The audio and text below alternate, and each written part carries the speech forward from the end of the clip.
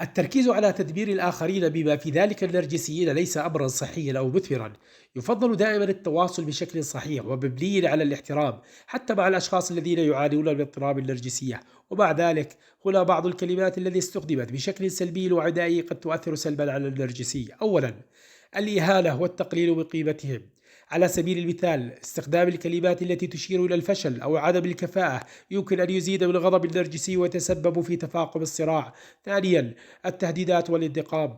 تهديد النرجسي بالانتقام أو التحدث بطريقة مهينة قد يجعله يشعر بالتهديد لشخصيته ويزيد من توتر الوضع. ثالثا، النقد الشديد والانتقادات المستمرة.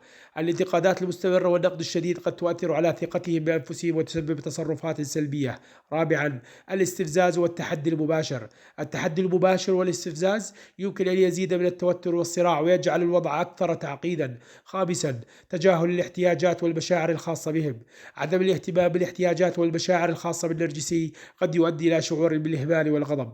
بدلا من ذلك، من الأفضل التركيز على التواصل البناء والمبني على الاحترام المتبادل والتعامل بحذر وذكاء مع النرجسيين للحفاظ على العلاقات وتجنب تفاقم المشاكل.